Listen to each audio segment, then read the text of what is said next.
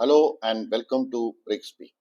First of all, this episode that I am covering today is based on detailed insights drawn from a monograph titled Rising Lion, True Promise 3 and Midnight Hammer Lessons for India, authored by Brigadier Anshuman Narang and published by CENJOWS. Brigadier Narang's work blends hard military data with doctrinal vision, and today's session attempts to bring those lessons to a wider professional audience. Today's episode we're doing at a time when the nature of war is evolving rapidly.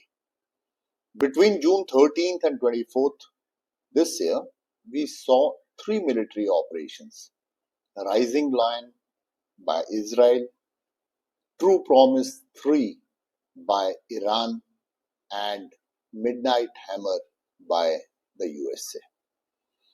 This changed how we understand combat power. These were not just air raids, they were real time information wars fought across space, cyberspace, drone corridors, and global opinion platforms. Missiles flew, satellites tracked, radars jammed, and meanwhile, narratives were constructed to shape how the world saw each strike. In India, Operation Sindoor was our own limited show of resolve. But this triad war between Israel, Iran, and the United States gives us deeper clues not just on weapons, but on mindset. Not just about military success, but strategic messaging. Let's begin. The war that changed everything. In June 2025, three military operations shook the Middle East and the world: Israel's Operation Rising Lion, Iran's Operation True Promise 3, and America's Operation Midnight Hammer. These were not just traditional wars, they used cyber warfare, space based intelligence, drone swarms, hypersonic missiles, and information warfare. This kind of war is called multi domain warfare. It happens not just on the land or in the air, but also in cyberspace, outer space, and more importantly, on the media. These operations give India important lessons, especially after its own limited operation against Pakistan in May 2025 called Operation Sindoor. Let's begin with Operation Rising Lion of Israel. Began on 13th of June and continued till 23rd June 2025. What happened? Israel launched a surprise attack on Iran's nuclear and military infrastructure. The key targets were Natanz, which was an underground nuclear centrifuge facility; Fardo, bunker protected uranium enriched site; Isfahan, warhead design and assembly labs; Tabriz and Kermanshah, missile transporters, launcher bases; command centers of the Islamic Revolutionary Guard Corps. Israel hit over 865 targets in 12 days. They killed 31 top IRGC officers and 11 nuclear scientists. The tactics used included suppression and destruction of enemy air defenses, which is called SEED and DEED; electronic warfare, jamming enemy radars; loitering munitions, drones like Harop and Rotom that hover before striking; kill whips, a network of sensors, drones, and aircraft working in real time. Mossad, Israeli intelligence agency, provided targeting inputs. Decision time, Israel reduced time from identification to strike to under 90 seconds. India must build its own kill web by integrating drones, satellites, human intelligence, and artificial intelligence. Precision, speed, and integration are key. Israel used stealth aircraft like the F-351 Adir, which are invisible to most radars. They flew through safe corridors via Jordan and Azerbaijan. Israel's synthetic aperture radar, or SAR, satellite worked with AI to detect and confirm targets. Israeli drones jammed S-300 and RAD air defense radars.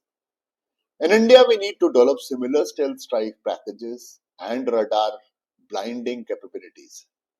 Our own drones and radar systems must talk to each other like a mesh network.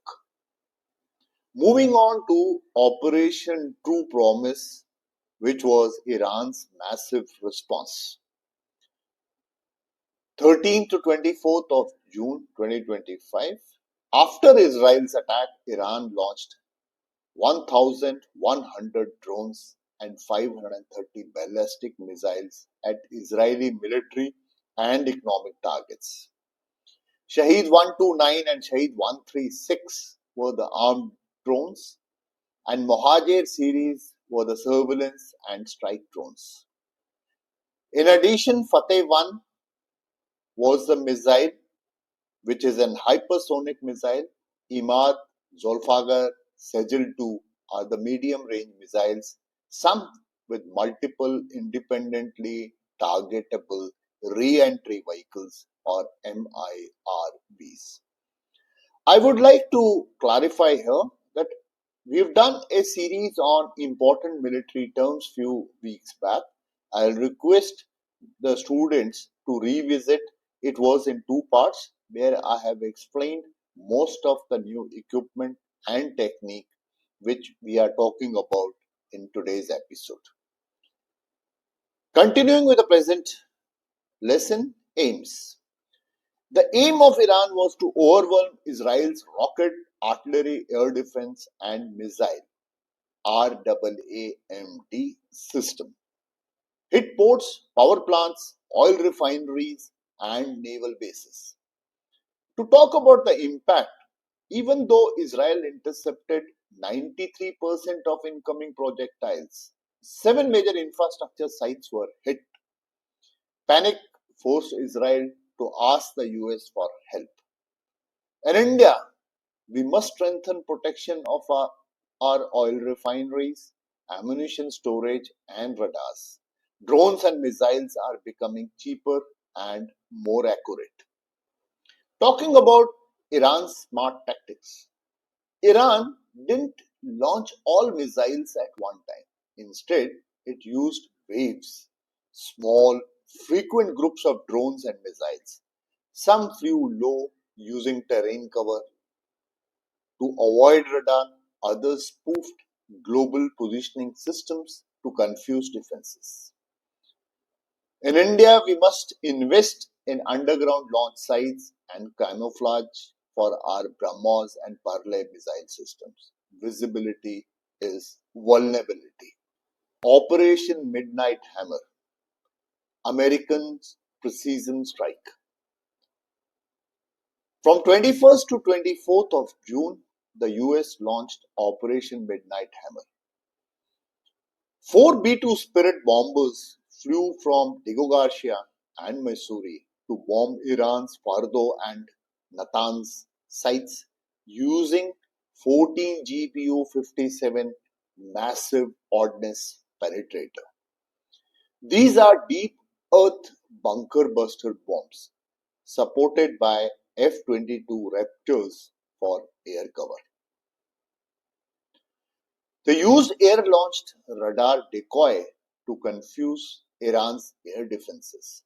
Results: America destroyed outer layers but could not reach the core of Fardo.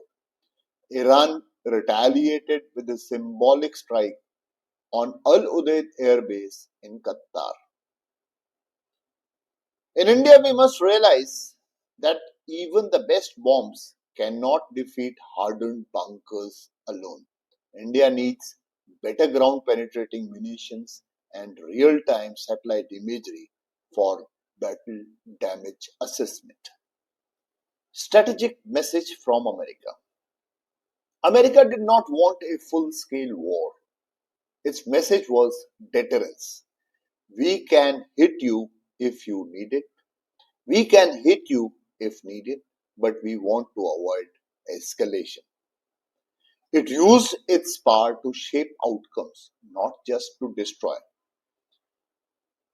Lessons for India: deterrence is not about destruction alone. It is also about clear messaging, escalation control, and use of non military tools like diplomacy and narrative shaping. India's Operation Sindoor.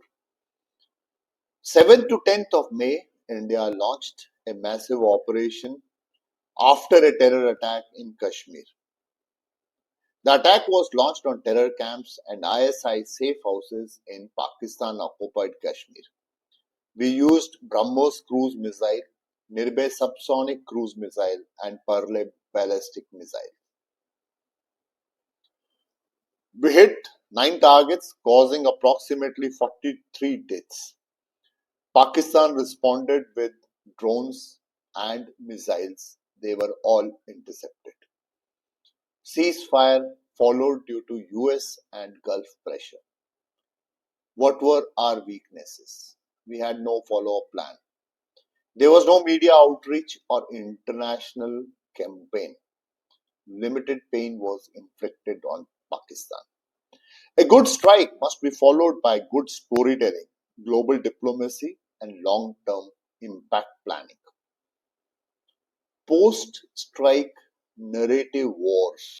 This is a very important topic which I want you to pay special attention to. Israel released satellite images, drone footage, and named top Iranian leaders killed. Iran also used videos and public speeches to claim victory. India said nothing. There was no official communication, no visual proof, and no international outreach. Without a story, the victory was invisible. India must create a strategic communications division with language experts, media teams, and global reach. What should India do now? India must prepare for the next war, not just the next skirmish. These are some of the questions which I have covered in today's episode. I've spoken about kill whip. I've also said that why is it important for modern warfare. I've spoken about drones and missiles, the way it was used by Iran in Operation True Promise. America's advanced bombs failed to destroy Iran's nuclear bunkers in Operation Midnight Hammer. Why was it so? What are the main reasons for Operation Sindoor failed to leave a lasting impact despite its military success? And why is it important for India to tell its story to the world after military operation? How does it affect the global image and deterrence for Pakistan? So the key lessons for India in the entire episode that we have covered are: build joint doctrines among Army, Navy, and Air Force, invest in space based sensors and battlefield AI, train to fight in cyberspace, media, and psychology, not just on ground, prepare for a longer war cycle, not just 72-hour surgical strikes. Make every kinetic action part of a bigger national strategy. Let me conclude by returning to the core question: what have we truly learned? This episode has not been about weapons and operation. It's been about India's place in an emerging battlefield where decisions are made in seconds. Drone swarms replace regiments, and wars are fought not just for territory but for perception. Iran showed us that speed, stealth, and sensor integration can allow surgical strikes deep into defended zones. Iran taught us the value of volume, saturation, and underground resilience. America reminded the world that sometimes a single symbolic strike is enough to restore strategic balance. If your message is clear, India's Operation Sindoor was brave and effective. But bravery is not enough. The world must hear about it, see it, and believe it. And for that, we need joint command, synergy, integrated intelligence, and global storytelling capability. Let us therefore take these lessons not as a warning but as imperatives.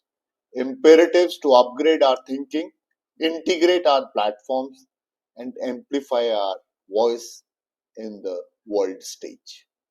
Because in the wars of tomorrow, you either prepare to be heard or be prepared to be ignored. Thank you. You are requested to please like, share, and comment. Keep working hard. Jai Hind.